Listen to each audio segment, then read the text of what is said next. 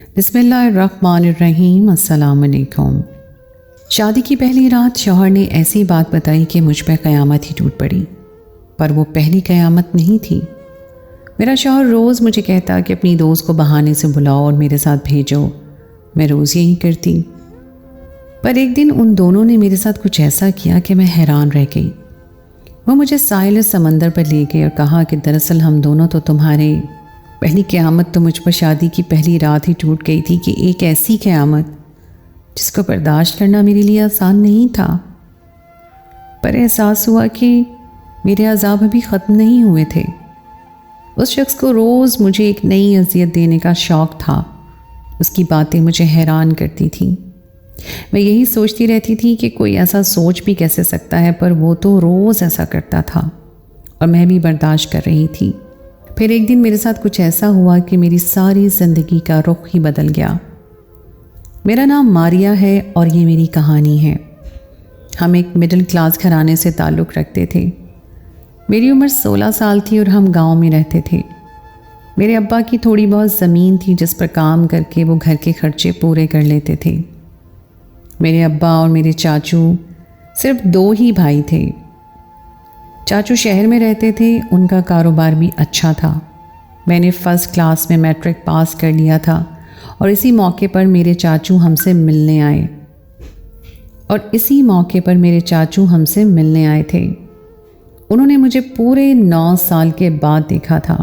मैं उनको इतनी अच्छी लगी कि उन्होंने अब्बा से ये बात करने में बिल्कुल भी देर नहीं लगाई कि मुझे ही अपने घर की बहू बनाना चाहते हैं। उनका भी एक ही बेटा था जिसका नाम शाहवेज़ था। हमारे लिए तो यही था कि जैसे किसी राजा का रिश्ता किसी फ़कीर के लिए आ गया हो, क्योंकि हमारे पास कुछ भी नहीं था। मेरे चाचू बहुत ज़्यादा अमीर थे। वो बहुत पहले ही शहर चले गए थे। वहाँ उनका बड़ा बंगला था, घर था, नौकर चाकर थे। न जाने ख़ानदान की कितनी लड़कियाँ मेरे कज़न से शादी करना चाहती थीं। ये तो ऐसे ही थी जैसे मेरे लिए किसी फिल्म के हीरो का रिश्ता आ गया है, जिसके लिए सारी लड़कियां मरने को भी तैयार हैं, जो बाहर के मुल्क पढ़ने के लिए गया हुआ था। मेरे अब्बा अम्मा तो उसकी सुनकर ही खुशी से निहाल हो गए। उनके लिए इससे ज़्यादा खुशी की बात और क्या हो सकती थी कि मेरी शादी उनके अमीर और बेहतर हालात वाले घर में हो जाए, और वो भी एक पढ़े लिखे इंसान से। मेरे साथ चट मंगनी और पट ब्याह वाला मामला हुआ। मैं भी अपने माँ बाप की खुशी में खुश थी और मैं अपने घर से रुखसत होकर अपने हकीकी घर में चली आई। मैं दुल्हन बनी अपने कमरे में बैठी थी जब मेरा शौहर अंदर आया। उसने अपने गले में पहने फूलों के हार गुस्से से अपने गले से नोचे और एक तरफ फेंक दिए। वो थका हुआ होता तो ये वजह था, पर वो थका हुआ नहीं था, बल्कि गुस्से में लग रहा था। अचानक से उसका फ़ोन बजने लगा और उसने कहा कि जहन्नुम में आ गया हूँ मैं, और कहाँ हूँगा। इस वक्त इस गंवार लड़की के सामने खड़ा हूँ। तुम फिक्र मत करो, सोच लिया मैंने कि मैंने क्या करना है। मेरे बाप ने मुझे मजबूर करके अपनी बात तो मनवा ली है, लेकिन वो मुझे बेहतर रवैया रखने के लिए मजबूर नहीं कर सकते हैं। मुझे पता है कि मुझे क्या करना है और मैं वही करूँगा। वो किसी मर्द से ही बात कर रहा था, शायद उसका दोस्त था, लेकिन उसकी बातें बहुत अजीब थीं। मुझे डर लग रहा था, मैं घबरा रही थी कि ये इतना गुस्सा में क्यों है। ये क्या मुझ पर रोब डालने के लिए सब कुछ नहीं कर रहा? क्योंकि लड़के को सिखाया जाता है कि कमरे में जाते ही चिल्लाना शुरू कर देना, गुस्सा करना, कुछ तोड़ देना, ताकि बीवी तुमसे डर जाए। मुझे लगा ये सब कुछ भी इसलिए हो रहा है, लेकिन वो वाकई बहुत ज़्यादा गुस्से वाले थे और मुझे अदाकारी नहीं लग रही थी। मैं डरी हुई थी लेकिन ज़ाहिर नहीं कर रही थी। बाकी मैं तो गांव की लड़की थी। मुझे तो ये सिखा कर भेजा गया था कि अपने शौहर की बात मानना, जैसे कहे वैसे कर लेना। वो मेरे सामने बैठा और मुझे चंद पल देखने के बाद बोला, तुम तो मुझसे उम्र में भी बहुत छोटी हो, मैं तुमसे शादी नहीं करना चाहता था। मैंने कभी ये नहीं सोचा था कि किसी गांव की मैट्रिक पास लड़की मेरी हमसफ़र बना दी जाएगी, पर अब्बू ने मुझे अपनी इज्जत और जान के वास्ते देकर इस शादी के लिए राज़ी करवाया है। मुझसे कतई ये उम्मीद ना रखना कि मैं तुम्हारे साथ शौहरों की तरह पेश आऊँगा। वैसे भी तुम गांव की लड़कियों के तो यही ख्वाब होते हैं कि शादी हो जाए, हम दुल्हन बने। तुम्हारी सोच तो यहाँ तक ही महदूद है, पर मेरी नहीं। मुझसे ऐसी कोई उम्मीद ना रखना, पर इसमें तुम्हारा भी कोई कसूर नहीं है। जब वो मुझे इस शादी के लिए मना सकते हैं तो तुम जैसी बेवकूफ़ लड़की को मनाना क्या मुश्किल था। हम दोस्तों की तरह रहेंगे, पर इससे आगे और कुछ नहीं सोचना। मैं उसकी ऐसी बातें सुनकर हैरान रह गई थी। ठीक ही तो कहा था उसने। मैं तो यही सोच कर आई थी कि अब वो मेरा हमसफ़र है, पर दिल को ये कहकर समझा लिया कि हर मजबूत रिश्ते की शुरुआत दोस्ती से ही होती है। पर यह सारी बात इतनी सीधी नहीं थी। फिर कुछ ऐसा हुआ कि मैं बहुत ही ज़्यादा हैरान रह गई। जब कोई मर्द बीवी के अलावा किसी और से गलत ताल्लुक़ रखता है तो ये बात छुपाया करता है, लेकिन मेरा शौहर मेरे सामने बैठकर दूसरी लड़कियों से बातें किया करता था। शाहवेज़ मेरे सामने दूसरी लड़कियों से फ़ोन पर बातें करता, उनकी तारीफ़ें करता और रात देर तक उनके मैसेजेस पर बात करता। कभी उनसे उनकी तस्वीरें मंगवाता, कभी खुद उनको तस्वीर भेजता। जब उसने मुझे कभी अपनी बीवी समझा ही नहीं तो मैं किस हक से उसे रोकती या ये कहती कि ऐसा ना करे। मुझ में इतनी अकल कहाँ थी कि मैं ज़िद पर अड़ जाती या उसे कहती कि मैं तुम्हारी बीवी हूँ, तुम मेरे सामने ये सब नहीं कर सकते। उसे रोकती, उसे सीधे रास्ते लाने की कोशिश करती। कम से कम अपनी चची और चाचू को ही बता देती कि वो मेरे साथ ये सब कुछ कर रहा है, लेकिन मैं तो खामोश थी। अल्लाह मियाँ की गाय बनकर सब कुछ बर्दाश्त कर रही थी। वो तो मेरे साथ ऐसे पेश आता जैसे मैं बेवकूफ़ और गंवार बच्ची हूँ। मैं दिन रात अपने दुख में जलती रहती थी। उन्हीं दिनों मेरा राब्ता मेरी एक दोस्त से हुआ जो उसी शहर में रहती थी। मैं आलिया को 7 साल से जानती थी। जब उसको पता चला कि मैं शादी करके यहाँ आ गई हूँ तो फ़ौरन मुझसे मिलने चली आई। मैं बहुत ज़्यादा खुश थी कि चलो मेरी कोई दोस्त तो मुझे मिल गई, क्योंकि मुझे दोस्त की बहुत ज़्यादा ज़रूरत थी। जो कुछ मेरे साथ हो रहा था वो मैं अपने माँ बाप को नहीं बता सकती थी, और इंसान जब तक अपना दिल किसी के सामने हल्का ना करे वो और ज़्यादा परेशान हो जाता है। मैं भी बहुत ज़्यादा परेशान थी और मुझे कोई नहीं चाहिए था जिसके सामने अपना दिल हल्का कर सकूं। ऐसे हालात में अपनी कोई दोस्त मिल जाना तो मेरे लिए बहुत बड़ी बात थी। मैं बहुत ज़्यादा खुश हुई। वो फ़ौरन मुझसे मिलने आ गई। इस बात से भी वो बहुत खुश थी। हम दोनों बैठकर बहुत सारी बातें करते रहे। वो बहुत ज़्यादा खूबसूरत और पढ़ी लिखी थी। शहर का असर भी हो गया था उस पर। ऐसा लगता था कि वो पैदा ही यहीं पर हुई है। शाहवेज़ ने जब आलिया को देखा तो वो उसका दीवाना हो गया। उसे दिन रात मुझसे आलिया के बारे में सब कुछ पूछने लगा, और उसके बाद उसने जो बात की उस पर मैं हैरान रह गई। उसका कहना था कि उसको मेरी दोस्त बहुत अच्छी लगी है, मैं किसी तरह उससे इसके बारे में बात करूं और उसकी बात शाहवेज़ से करवाऊं। मैं इस बात को सुनकर हैरान तो बहुत हुई, पर मेरे इख्तियार में वैसे भी क्या था। मैं ये बाजी पहले ही हार चुकी थी। जो मेरा था ही नहीं उसके लिए मैं क्या लड़ाई करती। अगर वो आलिया के साथ चक्कर ना चलाता तो किसी और के साथ चला लेता। कम से कम जो होता है वो मुझे पता चल जाता। मेरी ज़िंदगी इतनी बुरी हो गई ये मुझे पता भी नहीं था। मेरा अपना शौहर मुझे ये कह रहा था कि तुम मेरे सामने अपनी दोस्त को पेश करो।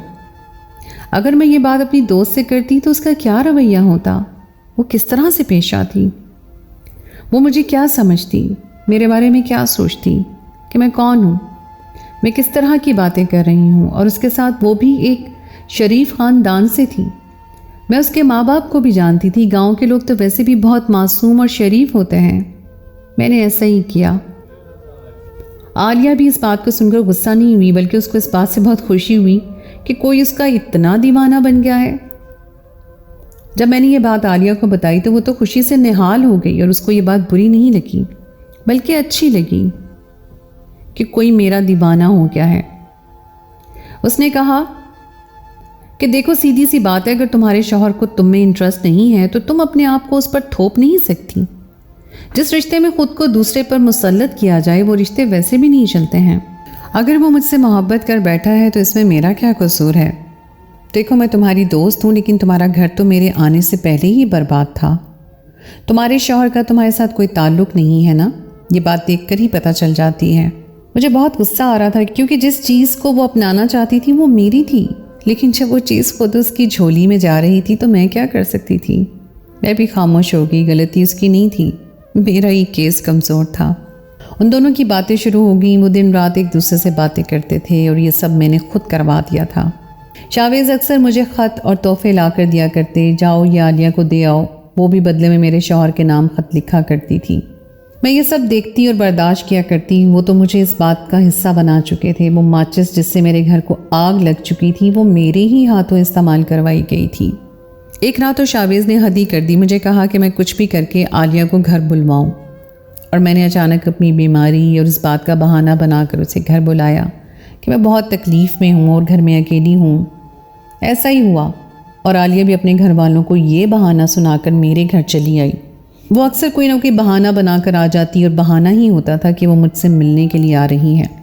یہ بات بہت ہی بری تھی، بہت ہی الجھی ہوئی تھی، اس کا نتیجہ کبھی بھی اچھا نکلنے والا نہیں تھا، لیکن جو کچھ ہو رہا تھا وہ ہو رہا تھا، جس کو کوئی بھی نہیں روک سکتا تھا۔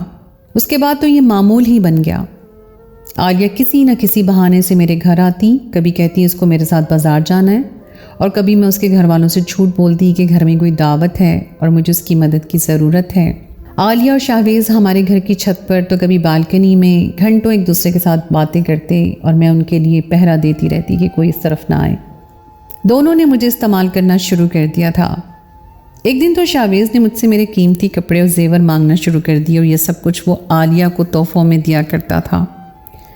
میں اس بات پہ بھی صبر کر جاتی تھی۔ چچی اور چاچو یہی کہہ کر مجھے لائے تھے کہ مجھے کوئی تکلیف نہیں ہونے دیں گے، اگر میں ان سے بات کرتی تو شاید وہ میرے لیے کچھ کرتے، پر شاویز نے مجھے اتنی بری طرح الجھا دیا تھا، میں بھی اب ان کے گناہ کا حصہ بن کر رہ گئی تھی۔ میں کسی کو بتاتی بھی تو کیا؟ اب پانی سر سے گزر چکا تھا، مجھے کسی نہ کسی کو بتانا چاہیے تھا۔ میں چچی سے آرام سے بات کر سکتی تھی، لیکن جب میں ان کو یہ بتاتی کہ میں خود اپنی دوست کو اپنے شوہر کے آگے پیش کرتی رہی ہوں تو میرے بارے میں وہ کیا سوچتی؟ وہ تو یہی کہتی کہ تم نے خود اپنے گھر میں آگ لگائی ہے، بے وقوف لڑکی، اور اب تم ہی کہتی ہو کہ آپ بتائیں ہم کیا کر سکتے ہیں۔ اتنی سمجھ تو مجھے تھی کہ میں غلط کر رہی ہوں اور بہت زیادہ غلط کر چکی ہوں۔ عالیہ کے سامنے بھی فریاد کرنا بیکار تھا، وہ تو جیسے یہ بات سوچتی تک نہیں تھی کہ میں شاویز کی بیوی ہوں، اس میں اب دوستوں والی کوئی بات ہی نہیں رہی تھی۔ شاویز نے ویسے تو پہلے بھی کبھی میرا احساس نہیں کیا تھا، پر اب تو وہ میری طرف دیکھتا یا کوئی بات کرتا تو اس بات کا موضوع عالیہ ہی ہوتی تھی۔ وہ میرے سامنے عالیہ کی تعریفیں کرتا تھا، اس کے جسم کے حصوں کی تعریفیں کرتا تھا کہ اس کی آنکھیں بہت پیاری ہیں، اس کے ہاتھ بہت پیارے ہیں، وہ اپنا بہت خیال رکھتی ہے، اپنے آپ کو سجا کر رکھتی ہے۔ سمجھدار لڑکیاں ایسا ہی کرتی ہیں کیونکہ مرد ہمیشہ خوبصورتی کے پیچھے ہی جاتا ہے۔ اس نے عالیہ کو سب بتا دیا تھا کہ ہمارا آپس میں کوئی تعلق نہیں ہے اور میں اس کو اچھی نہیں لگتی۔ وہ اگر عالیہ کے لیے کوئی تحفے لاتا تو وہ بھی مجھ سے پیک کرواتا۔ وہ روز مجھ پر اذیت کے پہاڑ توڑتا رہتا تھا اور میں یہ سب برداشت کرتی رہتی تھی۔ عالیہ کے گھر والے کافی سخت مزاج کے تھے، پر ان کو مجھ سے بہت محبت اور مجھ پر بھروسہ تھا۔ اگر میں عالیہ کو لینے جاتی تو وہ کبھی اس کو میرے ساتھ بھیجنے سے انکار نہ کرتے۔ ان دونوں کی وجہ سے میں ان کو بھی دھوکہ دے رہی تھی۔ اگر ان کو پتہ چلتا کہ میں ان کی وجہ سے ان کو بھی دھوکہ دے رہی ہوں، اگر اس کے گھر والوں کو پتہ چلتا ہے کہ یہ ہماری بیٹی کو اس بہانے لے جاتی ہے پھر اس کے ساتھ یہ سب کچھ کرواتی ہے، تو وہ اپنی بیٹی کو کچھ نہ کہتے بلکہ وہ مجھے غلط کہتے۔ وہ میرے لیے جو لفظ استعمال کرتے وہ لفظ جو ایک گالی ہوتا ہے کہ ہم اپنے شوہر کی دلالی کر رہی تھیں۔ میں تو یہ بات کسی کو بتانے کے قابل نہیں رہی تھی، کیونکہ سب کے سامنے میں ہی بری بن جاتی، اپنے گھر والوں کے سامنے، نہ اپنے سسرال والوں کے سامنے اور نہ عالیہ کے گھر والوں کے سامنے بھی۔ یہ سوچ کر میں حیران تھی کہ شاویز نے مجھے کس طرح سے الجھا دیا تھا، کہ وہ اتنا سمجھدار تھا اور میں اتنی ہی زیادہ بے وقوف تھی کہ میں اس کی باتوں میں الجھ ہی گئی، اور اس کے ساتھ میں بھی اس کے گناہ کا حصہ بن گئی تھی۔ اور اس سب کا مستقبل کیا تھا؟ پر میں کیا کرتی؟ شاویز مجھے مجبور کرتا تھا کہ جاؤ عالیہ کو لے کر آؤ، اور مجھے یہ سب کرنا پڑتا۔ وہ سارے راستے مجھے ایسے نظر انداز کرتے جیسے میں وہاں بیٹھی نہیں ہوں، پر میں ان دونوں کو چاہ کر بھی نظر انداز نہیں کر سکتی تھی۔ ایک دن اسی طرح ہم ساحل سمندر پر گئے۔ وہ دونوں میری آنکھوں کے سامنے ایک دوسرے کا ہاتھ تھامے بیٹھے تھے، ہنس رہے تھے، مسکرا رہے تھے، ایک دوسرے کے ساتھ بہت خوش لگ رہے تھے۔ میں حسرت اور آنسو بھری نگاہوں سے اپنے شوہر کو دیکھ رہی تھی جو اس وقت کسی اور کی دسترس میں تھا، اور میں کچھ نہیں کر سکتی تھی۔ میں اپنی خیالوں میں گم تھی، سمندر کے سامنے بیٹھی آنکھوں سے سمندر بہا رہی تھی۔ وہ دونوں ایک دوسرے میں اتنے گم تھے کہ مجھے بھول ہی گئے اور مجھے وہاں چھوڑ کر وہاں سے چلے گئے، جیسے میں ان کو یاد ہی نہیں رہی۔ میں نے جب دیکھا کہ میں وہاں اکیلی ہوں اور شام بھی ہونا شروع ہو گئی ہے تو میں بہت گھبرا گئی ان کو آس پاس تلاش کرنے لگی، رونے لگی۔ میں بہت ڈر گئی تھی۔ میری عمر اس وقت بہت کم تھی، میں اس شہر میں نئی تھی، مجھے وہاں کے رستوں کا نہیں پتہ تھا۔ کسی طرح میں سڑک تک آئی، سوچنے لگی کہ اب کیا کروں۔ کچھ دیر بعد میرے سامنے ایک کار آ کر رکی۔ وہ شاید آدمی وکیل تھا، حلیے سے تو ایسا ہی لگ رہا تھا۔ اس نے مجھے روتے ہوئے دیکھ لیا اور پوچھنے لگا کہ کیا ہوا ہے۔ میں اس کو کچھ بتانا نہیں چاہتی تھی، میں نے پہلے ہی بہت سی بیوقوفیاں کی تھیں اور بیوقوفی نہیں کرنا چاہتی تھی، لیکن اس نے کہا کہ دیکھیں شام ہونے والی ہے، آپ کیا کریں گی؟ یہ علاقہ سیف نہیں ہے، یہ اچھے لوگ نہیں آتے یہاں پر، آپ مجھے بتائیں آپ کا مسئلہ کیا، میں آپ کی مدد کروں گا۔ میں نے اس کو بتایا اور پھر اس نے وعدہ کیا کہ وہ میری مدد کرے گا۔ شکل سے شریف آدمی لگ رہا تھا، یہ نہیں کہہ سکتی تھی کیونکہ مجھے لوگوں کی پہچان نہیں تھی۔ اگر مجھے لوگوں کی پہچان ہوتی تو اپنے شوہر اپنے دوست کو پہلے ہی پہچان جاتی اور ان کے ہاتھوں کھلونا نہ بنتی۔ پھر مدد کرنے کا وعدہ کر کے مجھے کار میں اس نے بٹھایا اور پوچھا کہ میں یہاں اکیلی کیسے آئی۔ تو میں نے اسے ساری مختصر بات بتائی کہ میں اکیلی نہیں آئی تھی، اپنے شوہر کے ساتھ آئی تھی، پر وہ مجھے چھوڑ کر چلا گیا۔ اس نے بات سے بات نکال کر مجھ سے ساری بات پوچھ لی۔ وہ بہت حیران ہوا کہ میرے ساتھ یہ سب ہو رہا ہے۔ میں نے اسے کہا کہ مجھے کسی طرح میرے گھر پہنچا دو۔ مجھے گھر کا رستہ بھی ٹھیک سے معلوم نہیں تھا، بہرحال مجھے کچھ نشانیاں یاد تھیں۔ اس نے مجھے کسی طرح میرے گھر پہنچا دیا، پر اس سب میں کافی وقت لگ گیا۔ رات کے 12 ہونے والے تھے۔ جب میں گھر میں قدم رکھا تو گھر کا ماحول ہی بدلا ہوا تھا۔ میرے چاچو، چچی، شاویز سب گھر کے ہال میں جیسے میرا ہی انتظار کر رہے تھے۔ میری چچی نے تو آؤ دیکھا نہ تاؤ، میرا گلا دبانے کے لیے میری طرف لپکی، مجھے مارنے لگیں اور پوچھنے لگیں کہ تو نے کس کے ساتھ منہ کالا کر کے آئی ہے، رات بھر کہاں تھی، کس کے ساتھ تھی۔ میں صدمے سے ابھی تک ابھری نہیں تھی، مجھے تو سمجھ ہی نہیں آ رہا تھا کہ وہ مجھ پر ایسا الزام کیوں لگا رہی ہیں۔ جو انسان اپنی بیوی کو پہلی رات ہی کہہ سکتا ہے کہ تمہارے ساتھ کوئی رشتہ نہیں رکھوں گا، لیکن تمہیں سب کے سامنے اس بات کو چھپانا ہوگا، پھر اپنی بیوی کی دوست پر نظر رکھ سکتا ہے اور اپنی بیوی کو کہتا ہے کہ میرے سامنے اپنی دوست کو پیش کروں، بہانے سے لے کر آؤ۔ وہ شخص کیا مجھ پر الزام نہیں لگا سکتا تھا؟ وہ لوگ مجھے استعمال کر چکے تھے اور اب دودھ میں سے مکھی کی طرح نکال کر پھینک دینا چاہتے تھے، کیونکہ ان کے پاس اور کوئی رستہ نہیں تھا۔ ان دونوں نے اپنے مستقبل کی پلاننگ کر لی تھی اور میں اس مستقبل میں نہیں تھی، اور میں معصوم نہیں جانتی تھی کہ میرے شوہر کا مجھے راستے سے ہٹانے کا ایک منصوبہ تھا۔ وہ مجھے وہاں غلطی سے نہیں بلکہ جان بوجھ کر چھوڑ کر آیا تھا، اور اس نے گھر آتے یہ شور مچا دیا کہ میں گھر سے بھاگ گئی ہوں۔ وہ میری آنکھوں کے سامنے کھڑا تھا، سر اٹھا کر پورے یقین سے جھوٹ بول رہا تھا۔ اس نے یہ بھی کہا کہ میں نے کبھی اس کے شوہروں والے حقوق نہیں دیے اور میں کسی سے فون پر باتیں کرتی ہوں۔ میں تو اس کو ایک پڑھا لکھا انسان سمجھتی تھی، پر اس نے میرے ساتھ اتنا برا کیا۔ اس نے کھڑے کھڑے مجھے طلاق دے دی، میری ساس نے مجھے دھکے مار کر گھر سے نکال دیا۔ میں نے جانے کتنی دیر گھر کا دروازہ بجاتی رہی، روتی رہی، اپنی صفائی پیش کرتی رہی، پر کسی نے میری بات نہیں سنی۔ کچھ ہی دیر بعد مجھے کندھے پر کسی کا دباؤ محسوس ہوا۔ میں نے پلٹ کر دیکھا تو وہ وہی وکیل تھا۔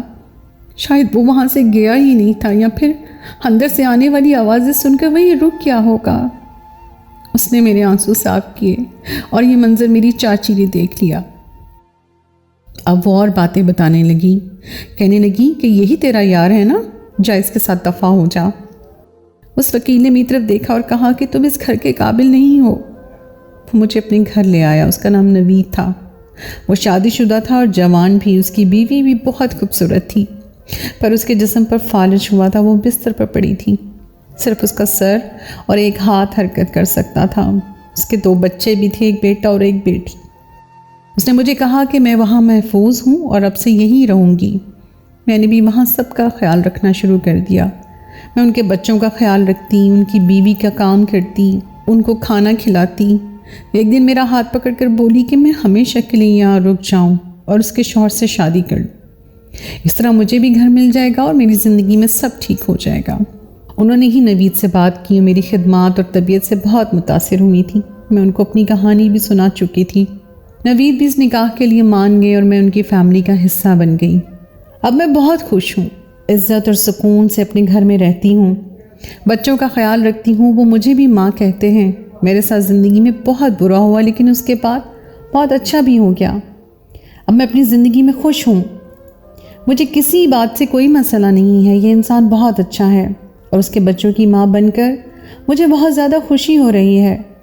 مجھے کسی سے کوئی شکایت نہیں ہے، میں نے سب کو معاف کر دیا ہے اور اللہ کے انصاف کے لیے چھوڑ دیا ہے۔ اللہ ہی ان کے ساتھ انصاف کرے گا اور اللہ کا انصاف ہی بہترین انصاف ہے۔ تو دوستو، یہ تھی میری آج کی کہانی۔ امید ہے آپ کو آج کی کہانی پسند آئی ہوگی۔ کہانی اچھی لگے تو اس کو لائک ضرور کیجئے، اپنے دوستوں کے ساتھ شیئر کیجئے۔ اگر آپ نے ابھی تک میرے چینل کو سبسکرائب نہیں کیا تو اس کو فوراً کر لیجئے، ساتھ ہی لگے بیل کے بٹن کو پریس کر دیں تاکہ آپ کو میری آئندہ آنے والی کہانی کا نوٹیفیکیشن بر وقت مل سکے۔ اگلی کہانی تک کے لیے مجھے دیجئے اجازت۔ خدائے پیمان۔